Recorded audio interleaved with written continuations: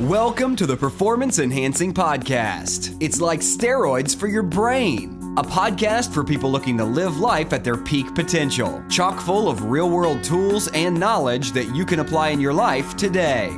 By providing you with a lens into the lives, beliefs, practices, and actions of those who are already living extraordinary lives, the Performance Enhancing Podcast will help you shift your mindset or create that change in your daily rituals and habits so you can explode with success in the areas of life that are most important to you. So get ready for another dose of Performance Enhancing Podcast with SatoriPrime. Here's your host, Ilan Ferdman. Hello, everyone. Welcome back to another Performance Enhancing Podcast with your host, Ilan Ferdman. So I have to tell you, I'm a little bit nervous about releasing this podcast to you guys. If you heard my part 1 interview with Ades, you heard me intro it. Basically what happened was I start the recording as soon as I get on the phone or on Zoom with the interviewee. And Kim and I started talking. One thing led to another. We had both just come back from a funeral. That led to some intense conversation about religion and Judaism and traditions, which led into further conversations about kids and parenting. And at the end, Kim said, when I said that we were about to start the interview, she said, "Oh, wow, I wish we would have recorded that," to which I said we did. And we both agreed that we were going to just share it with you raw in its unedited form as is. So I just want to preface this. There are going to be things said in here that may rub you the wrong way. I just want you to hear it from this place. Certain things that may rub you the wrong way. For example, I actually say in this that I hate religion, which out of context is going to sound crazy, right? But it was said with a purpose and an intention to have a breakthrough or a new insight into the world of my struggles. Because I understood very early on that Kim is someone that could truly transform certain conversations that I have. And so I don't want you to hear it as just a phrase. I want you to hear it as me saying, almost emptying things out of my brain so that Kim can figure out, just like someone would in a journal, she can actually look and dissect those things and give me new insights to them. So I really hope you get the power of what is about to unfold here. And if anything rubs you the wrong way, I apologize in advance, and just know that it was my therapy, if you will, and you're almost getting to eavesdrop on it. So would love to get your feedback, both Kim and I, just to see what your impressions were, what you took away from it is. And I really, really hope you enjoy this completely unedited, raw, pre-interview footage. Enjoy. All right, there. Good enough. How are you? I'm okay. I understand you had a death in your family? Yeah, it was actually, so we have, we call our friends, like we have a group of friends here where, I mean, it's basically family. And my best friend's wife's grandfather died, but it was like in the worst possible way. It was, well, I guess best and worst, but they were sitting at the Seder and he was there and cracking jokes and like doing the whole thing. And then he walked out to his car and just basically collapsed. And my best friend was giving him CPR in the driveway. And oh my God. So it was, you know, I guess it was the best in the sense that he didn't suffer and he wasn't in the hospital with a whole bunch of tubes. And so that whole, but you know, the shock of it, where it's like you're literally sitting next to this guy who's cracking jokes, and then next thing you know, he's like dead on your driveway. I think they were just distraught, and then they ended up coming here for the second night. We do like a second night for our friends. So it's her brother, and then my best friend's brother and sister who were also there at that night. So it was like 5 of them just dealing kind of with this whole situation. Yeah. So it was really rough. So trying to support them as much as possible. Strangely enough, my aunt passed away on Thursday. Wednesday night.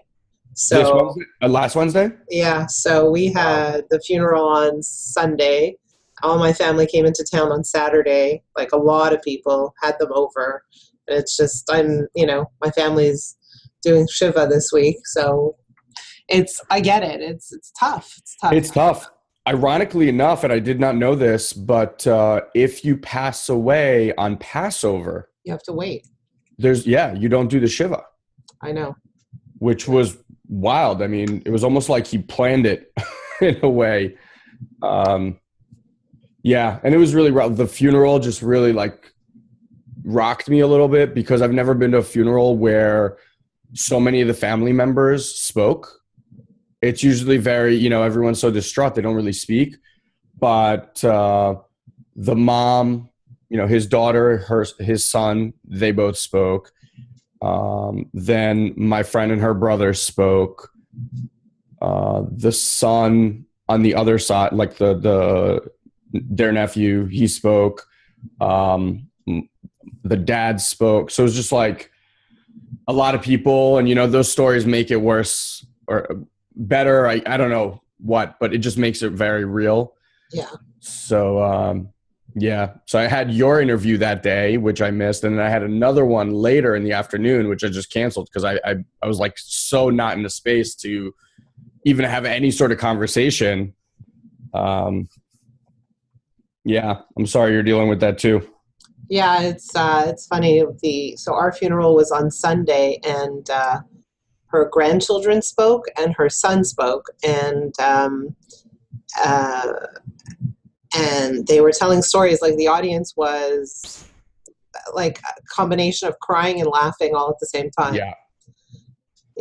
And really laughing, like hearty laughter with tears streaming down, Yep. It was an interesting funeral, and a lot of people walked away saying, that's how I want to be spoken about and remembered. Yeah.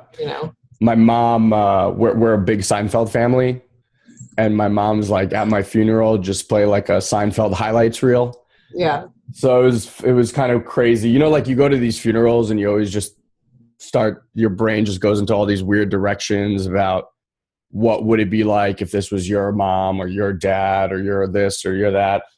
And so thinking like, am I really going to play Seinfeld? Like she's made it very clear that that's what she wants. Yeah.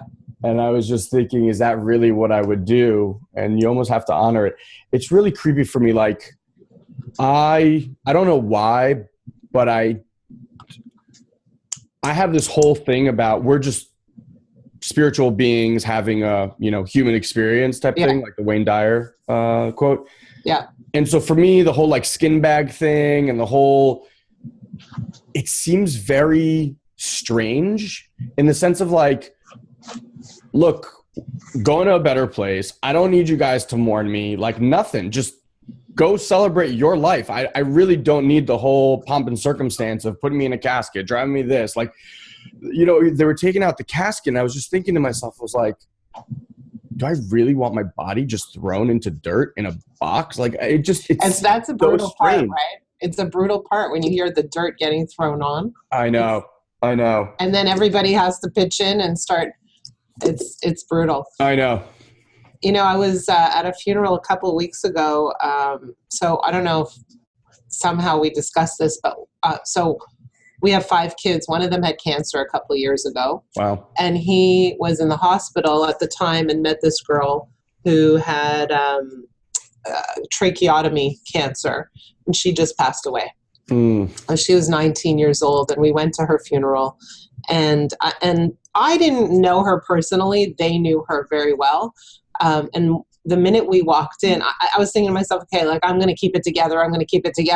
The minute I walked in, the pastor, it wasn't a Jewish funeral. The pastor says, come on in, make yourself at home, walk around, go take a look at the casket. And near the casket, you're going to find these colorful markers. Take a marker and write a note on the casket. Wow. Have you ever heard of that before? No. So everybody was literally writing on the casket, and it just right from the get-go, I was done. Like I got, it just completely choked me up. Yeah. from the minute I walked in, and I thought, I really like that concept. You would never find that in the Jewish world, but yeah. I mean, look, it's at the end of the day, I think it's your funeral, or, you set it up, you can do whatever you want. But I agree, like in the Jewish faith, there's so many restrictions on what you can and can't do. And I know, like for my parents, I don't think they care. I don't care. No. My wife's family are Chabad. Oh, really? Orthodox. Really? And, her brother's a rabbi.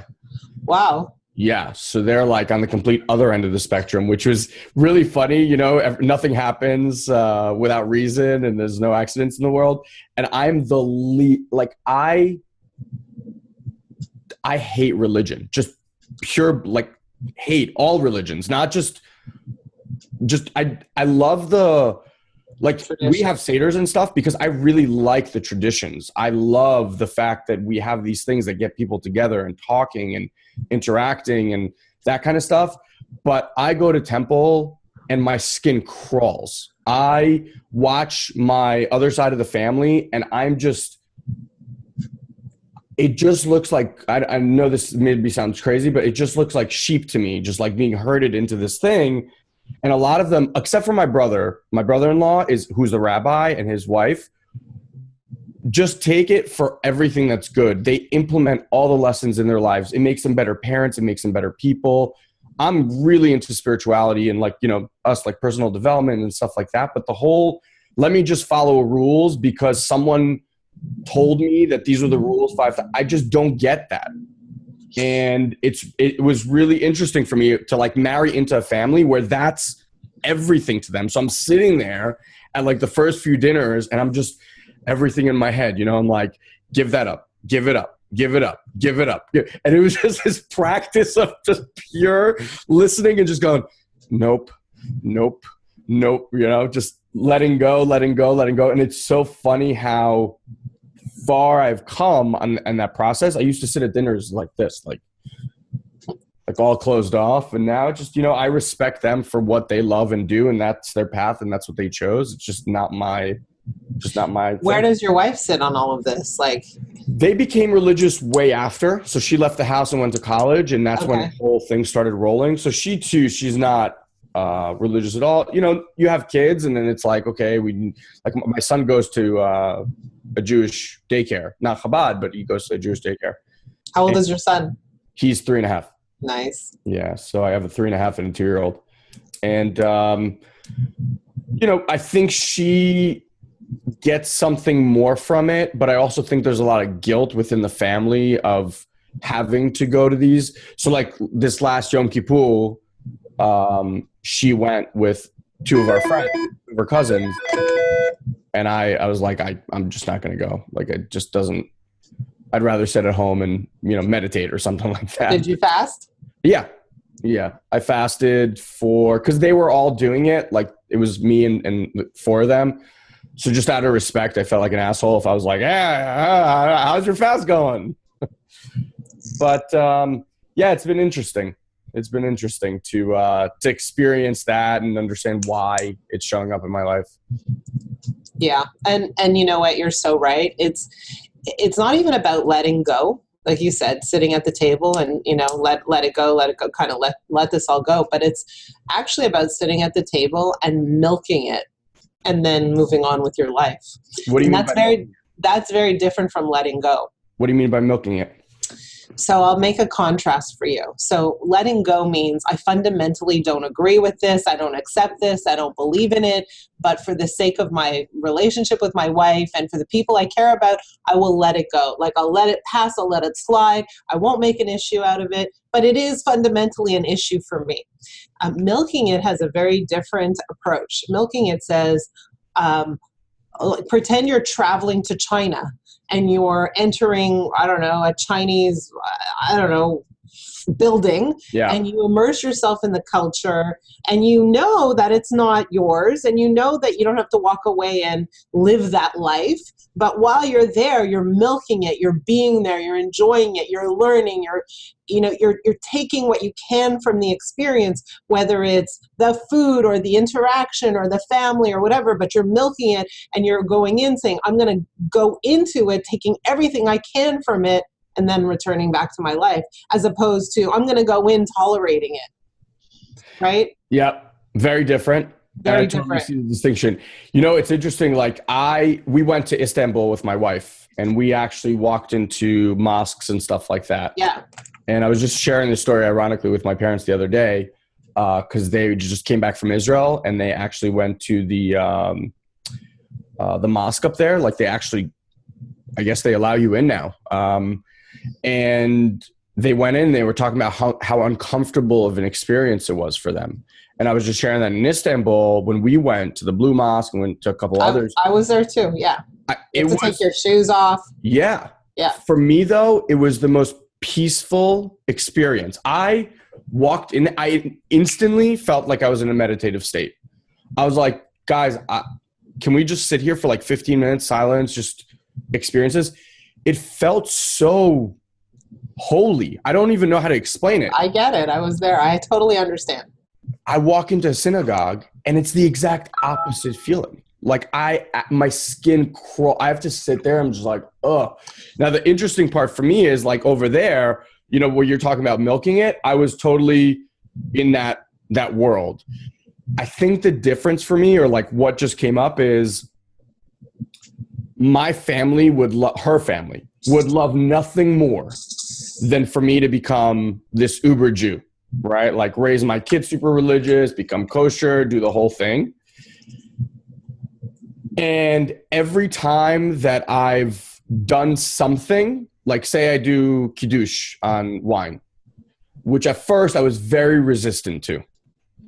And I was like, you know what the fuck? It's kiddush. Like it's going to make them happy. It's saying a bunch of words. It's blessing wine. Like I can use it as my own meditative practice, right? Like I don't have to add all this other crap to it. And now, because I did it once, it's like an every time thing. Like now there's no like, oh, you chose to do this once, you can't do it again. And now my thing is, if I do that, like the milking it, then every time it's going to be like.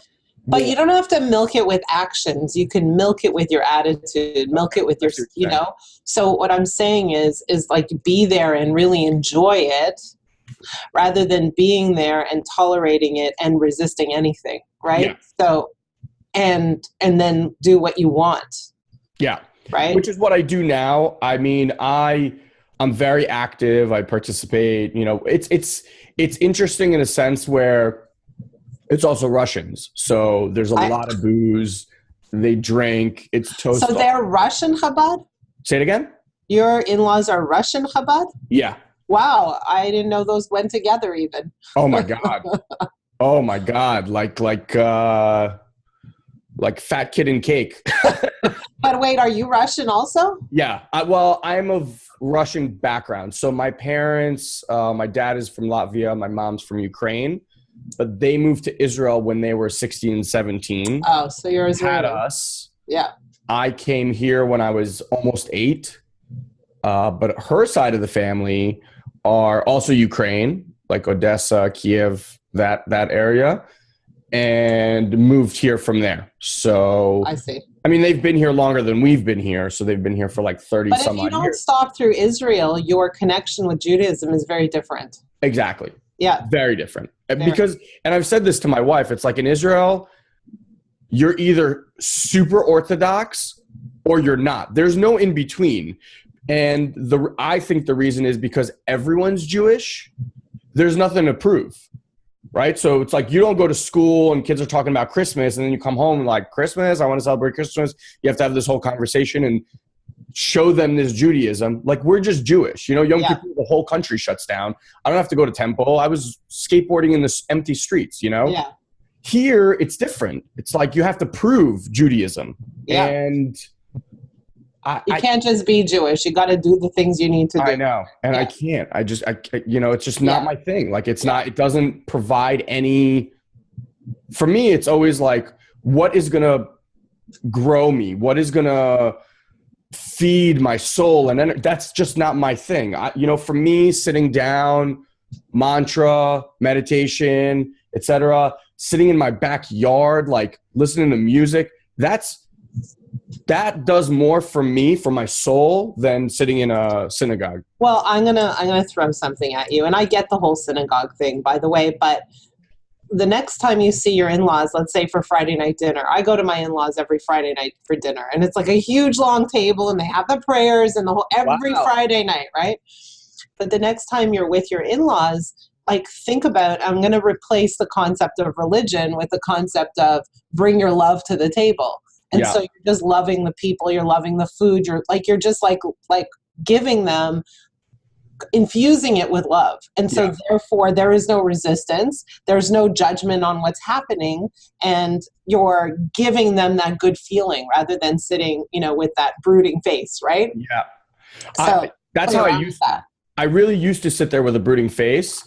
Well, I actually transitioned. It was like, at first, we weren't married, we were engaged. I just showed up to this. The first time I met the family was at her brother's Ufraf. So it's like 250 people at the bottom of the synagogue, Russian Jews, just, happiest moment of all. That's how I met, like, the mom, the dad, and literally everyone. But at first it was interesting for me. It was like interesting to see how it was doing. Then it kind of transitioned into, like you were saying, where I would just sit there and be like, I fucking hate this. Like, why am I here? And then I started having the same conversations that you just mentioned with myself. I was like, look, if I'm here and they obviously can see it, like, energy is energy, right? I can put on the best smiling face, but if inside I'm just irate, like, that's what I'm bringing to the table. So I then really transitioned into more, like you said, which is just focus on being there with the people that I actually want to see.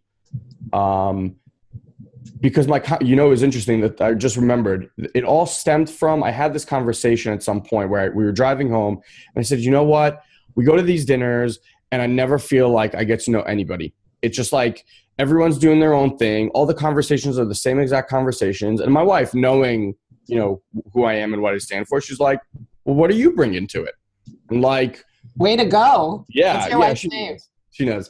And she goes, you can control how the conversations goes. So the next time I really made a point to actually be there and actually provide and share. And I said this toast, and I remember after the toast, I ended up having 4 of the best conversations, one with her mom, one with her grandma. And I was just like, oh yeah, that's how that stuff works, So it's interesting. And I still try to look for, every time, I love her brother and her sister because we have the same language. We just approached it from 2 different things. We say the same things. It's just like, I learned it from here and you learned it from here. But it's always very interesting to have those conversations. And then now recently I've started to try to do that with her parents as well.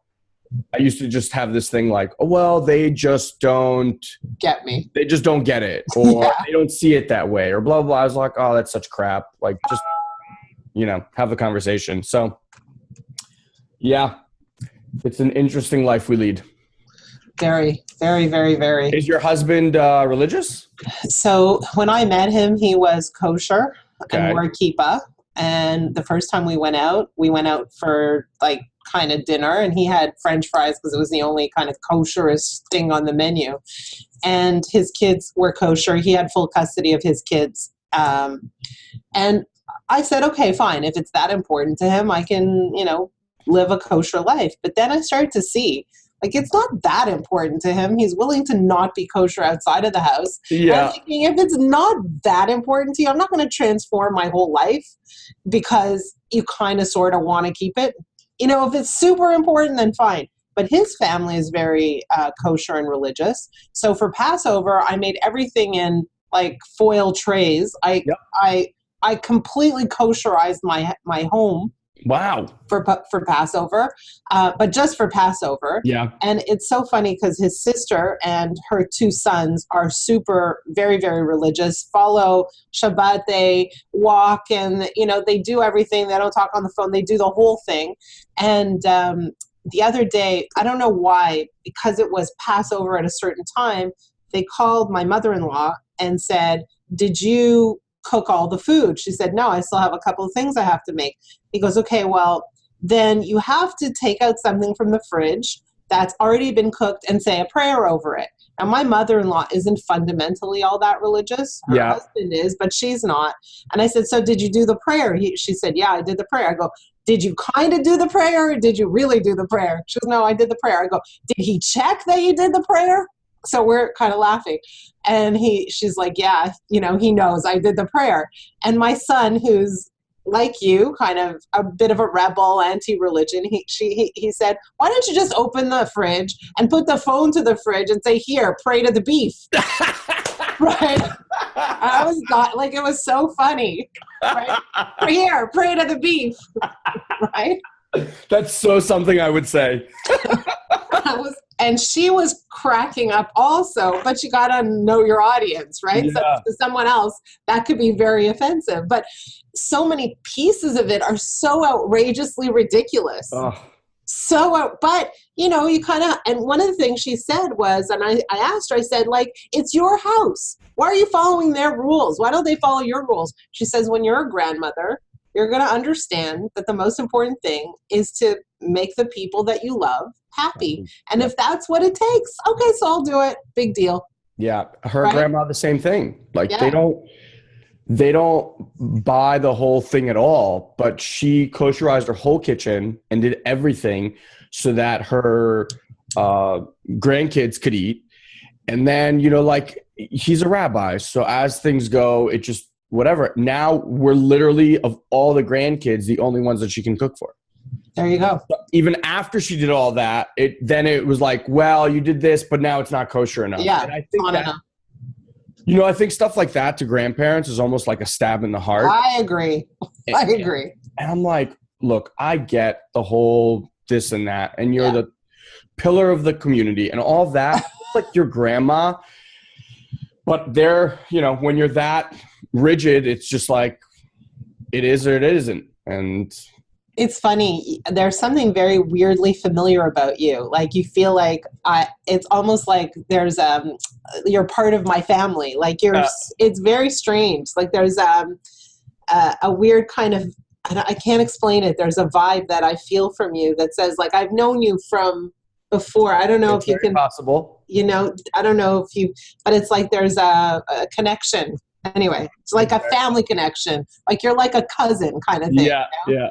It's just interesting that we have very similar kind of backgrounds in the sense that we're like both married into this kind of like world where you weren't religious before at all, I'm assuming.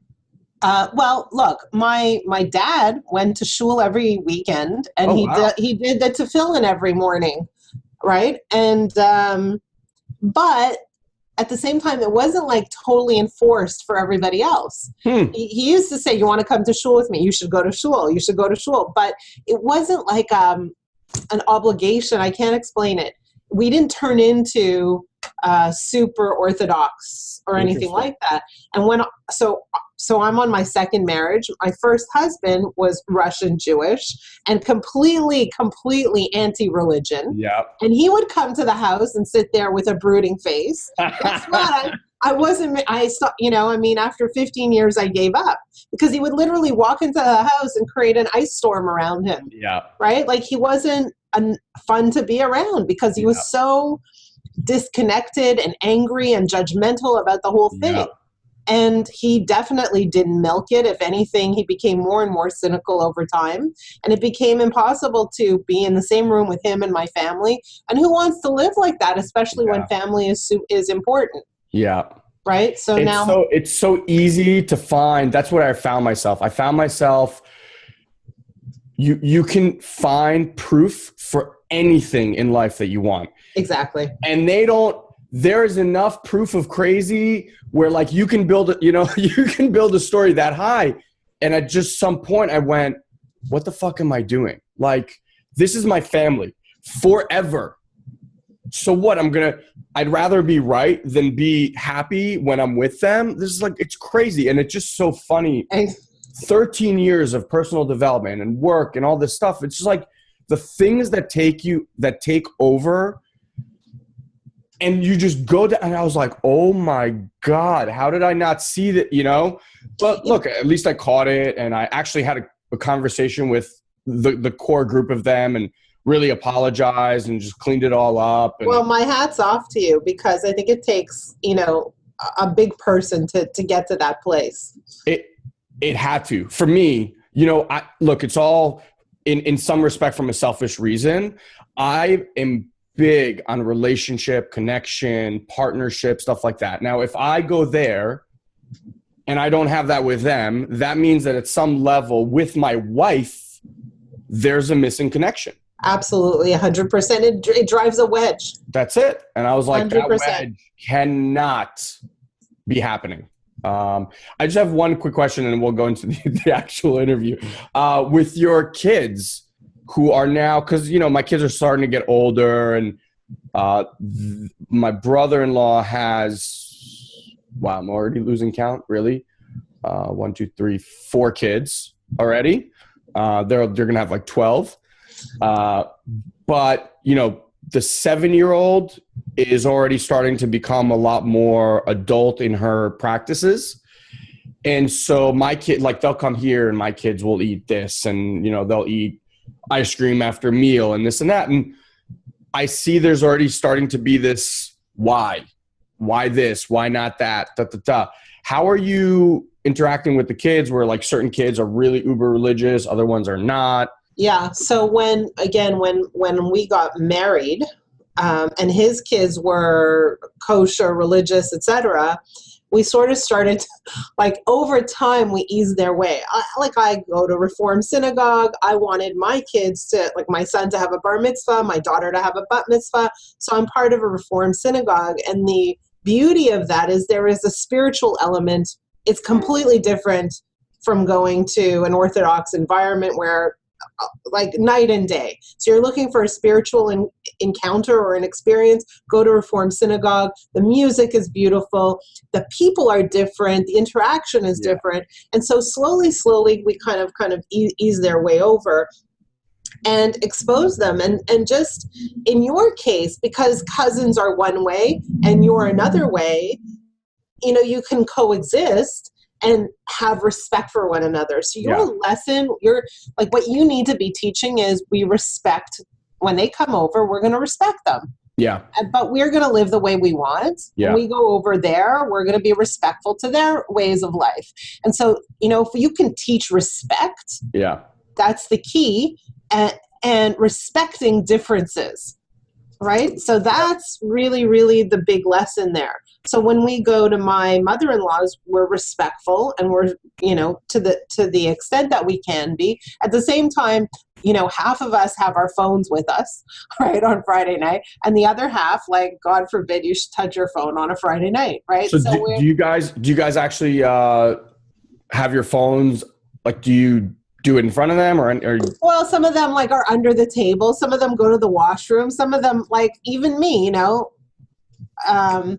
so I try sometimes. I mean, I'm not always the best, but I try not to do it at the table. But I do it. I mean, I wear pants. I don't wear a skirt. You know, I don't wear a wig. All of that kind of stuff. Yeah. Yeah. Right? Yeah. It's interesting. Like, we have cousins' weekends, or, like, you know, her family will come over for Shabbat, or her brother-in-law or whatever, or my brother-in-law. And it's just like our house turns into like their house. No lights, no TV, no phones, no this, no that. And for my kids, it's very weird. Now, my kids are very young, but I know eventually, you know, say my kid is 7 years old, 9 years old, and he's got PlayStation 4 or 5, whatever the hell it'll be at that point.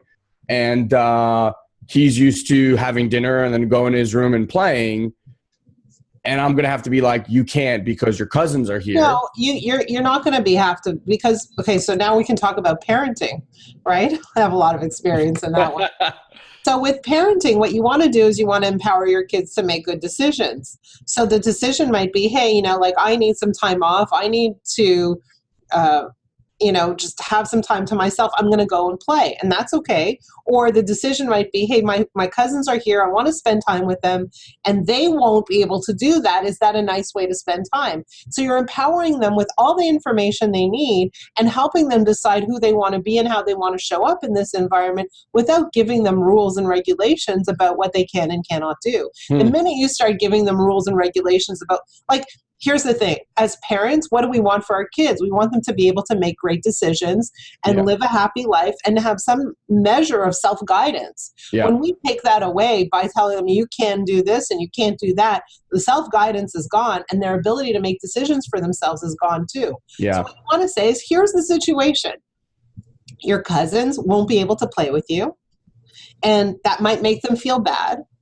And they might want to play, and that might cause trouble and conflict and discomfort for them. You get to choose how you want to do this. And let's talk it through. Let's help you make a good decision. That's totally different from enforcing. Now, let's play that out. So my kid he's a Leo. So he is a king of the jungle, stubborn as anything. Like, he knows what he wants. He is defiant till he gets that thing. So we've been dealing with this since he was like 8 months old. I mean, like, I've known this about him. Let's assume that he hears it out. And he's very rational. Like, he will sit through there and he'll just go, okay, Abba, I'm going to go play my video game. At that point, like me, where I am now and the way that I parent, I'd be like, okay, look, that's your choice. And you're going to deal with all the other stuff that comes with it. Would you just still try to steer him into the other one, or would you just be like, look, you chose? Here's the thing, and I've said this a million times as a coach. We think that parenting is about raising your children, right? We think that parenting is about the child, but it's not. It's about the parent. That's why it's called parenting and not childing. So what does that mean? It means that as a parent, your job is to manage yourself when your kid is figuring out who they are and who they want to be and how they want to be. Yeah. Your job is to make sure they're safe, that they learn, that they grow, that you love them, and that your love guides them. So when you look at them and you say, you're awesome, and they're doing something wrong, you say, hey, let's do this instead. This could be fun. So it's not about that, the clash that we experience. It's not about the push and the pull and the tension and the pressure and the the idea of discipline. It's about finding the best in your child and guiding that. Yeah. And so for me, even then, he wants to play a video game. I don't know. He's 3 years old. There are maybe some other things he might like to do too that you can introduce him to. So it's not so much about stopping him from doing this thing. It's really opening up his world to all the other possibilities and making that fun and attractive and really bonding with him over those other things. Yeah. That would be my approach. And that approach comes from the concept that you're well aware of. What you focus on grows. Yeah. What do you focus on? You're focused on stopping him from doing what you don't want him to do, or are you focused on really building on what you do want him to do? Yeah. Very clever. Right? So, parents get stuck. They get really, really trapped with their role as a parent. What am I supposed to do here? And there becomes a lot of interaction where there's force. And I always guide not to force. I always guide to direct, grow, show them what you want, tell them what you want, not what you don't, all of that stuff. And I think for me, one of the greatest personal pleasures about coaching, I coach a lot of pretty high-end executives, entrepreneurs, etc., is the trickle effect it has on parents and their kids. Yeah. It's just amazing. I love it. It's just one of the greatest satisfactions for me. Yeah, it's amazing. I mean, listen, a relationship is a relationship is a relationship. It's like the way you can learn to communicate with your business partner. You could do the same thing with your kids also if you know how to do things properly. Exactly. Very interesting. So you have a background in coaching parents as well, or not really? Well, the people I coach, a lot of them are parents. So we talk about raising kids. It's just so I coach the whole person. I coach them what I look at is how they think, and how their thinking impacts their outcomes. So if you were a client, right, we would look at how you show up to your in-laws. We'd look at how you parent your kids. We'd look at your relationship between you and your wife. We would look at how you interact. Like, an interesting thing happened with you and your business partner. He gave me one referral, you gave me another. Yeah. And I'm like, okay, that was interesting. What just happened? Right? And so to me, like, for a split second, you were on slightly different pages. Right. And I was kind of curious about that. Not that it's any of my business matter, but for me, I pick up on the subtleties. Absolutely. Right. And Absolutely. so when I coach someone, I look at their whole entire communication, how they come across, how they experience things. You have already done quite a bit of work, but even for those people who have done a lot of work, right, they still have ways of thinking that aren't completely in their awareness that cause roadblocks for them. So that's what I do. Yeah, it's brilliant. All right, now should we get into the interview? Sure. How long are we going for? Or we should have just recorded this whole call. I actually did record the whole thing. Really? Yeah, I have the whole thing recorded. So maybe there's some kind of cool stuff in there. So we can, I just didn't know, because look, for me, I'll share whatever. Like I'm an open book, even with my audience. There's nothing that I hold back from them. Our whole thing with SatoriPrime is always, when the camera shuts off and we meet you at a bar or whatever, we're the same exact person. Yeah. We curse the same amount. We make stupid jokes the same amount. You're never going to see some other version. I gave that up, 11 years ago when I figured out how much work it is to put on some different mask at every stage of the game.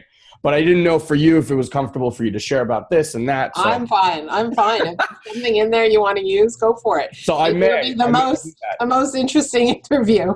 Yeah, exactly. It's like very, very raw and real. And those are my favorite. Yeah, so those are my favorite too, Ilan. I hope you guys gained as much value and wisdom from that incredible interview that I did.